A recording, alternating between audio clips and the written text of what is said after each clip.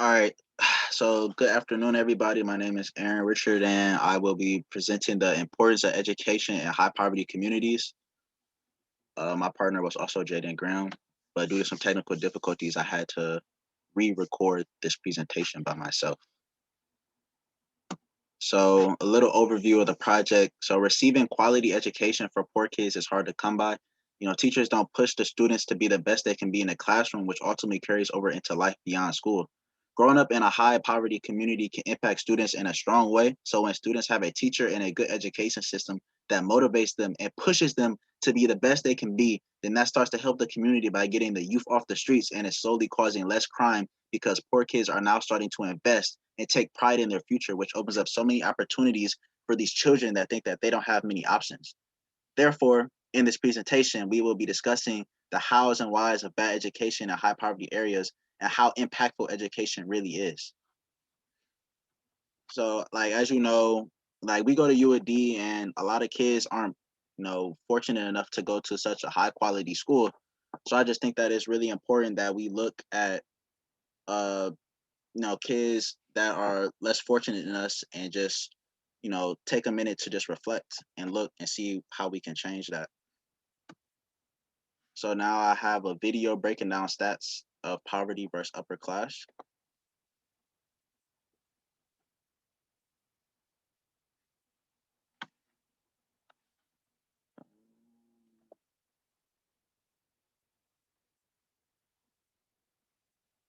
I don't know how to sound.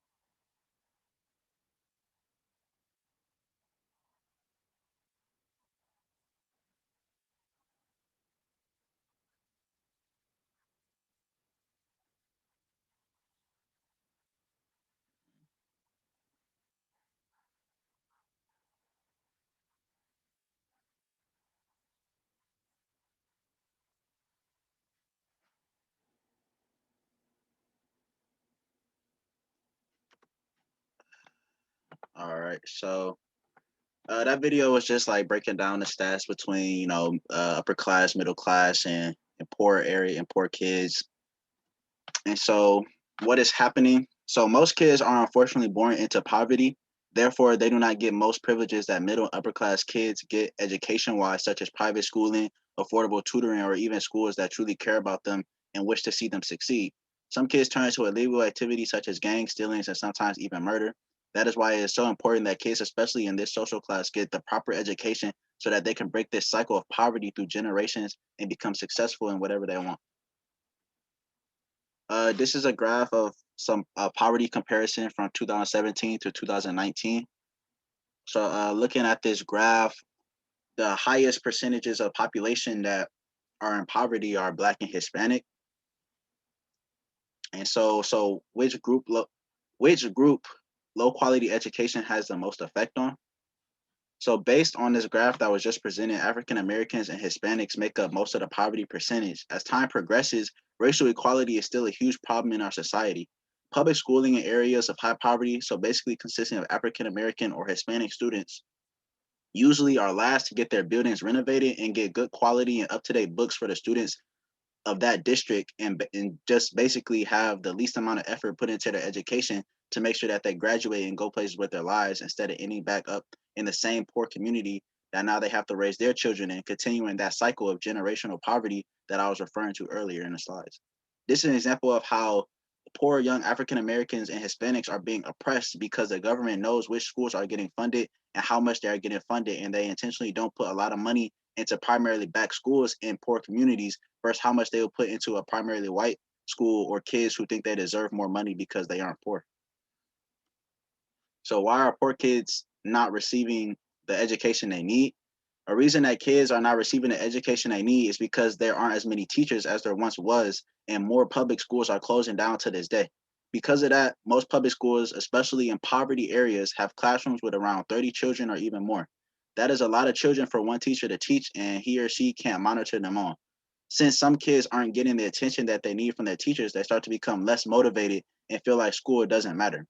Another reason is the at home situation that that child could be in. For example, because a kid is in poverty and his mom or dad or both parents are working multiple jobs to pay bills, he or she may need to step up and become like a role model for younger siblings, like go grocery shopping and pick them up from school and take them to school, and maybe even forced to get a job to make ends meet for his or her family.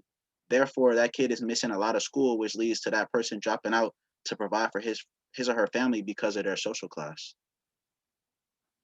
And here is just another video about poverty of public schools.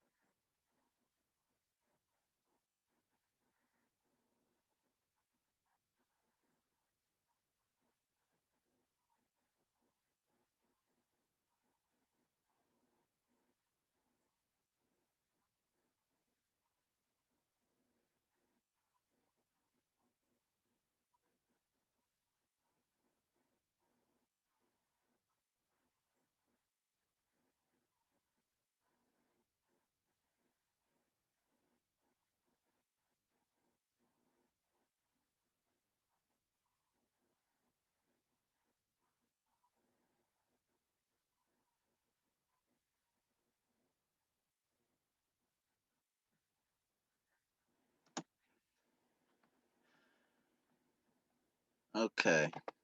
So, why are poor kids not receiving the education they need? Continue. And so another reason poor kids are not receiving the education they need is because that is not their main concern when they're going to school. Middle and upper class kids go to school to learn. For some poor students, that may not be the case. They may go to school to eat because they don't have enough food at their house, or they may go to school to get away from home life because the life they live is so rough. Therefore, they are going to school to escape the struggles of their everyday life, not to learn and obtain knowledge. Lastly, poor kids are not receiving the education they need because the government wants poor people to stay poor because they're African American or Hispanic. The white man doesn't want to see African American children obtain the knowledge and tools to be successful because they are racist and want to continue to oppress us.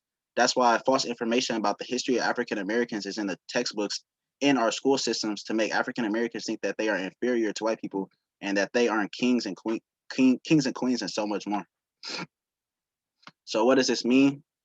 It means that kids are not getting a fair opportunity to compete in life because they're already at a disadvantage because of their school system. From my own personal experience, I remember what it was like to attend school in Detroit in middle school. There used to be so many kids to one teacher, and it would just get out of control to the point where the teacher would leave the room crying because they couldn't control their classroom. And how can we help poor kids get the education they need to end the poverty cycle? So we can start by having the suburban community start donating money to the poorer areas to help fund not only the school systems but the community as well. We can break classes up in half so it won't be as many kids in one classroom, so everyone gets the proper attention from teachers in order to succeed. And that's basically the presentation. So how we were gonna get this out to the community was just by posting a YouTube. Well, we posted it to YouTube, but we have to post it again because it didn't have a slideshow in it.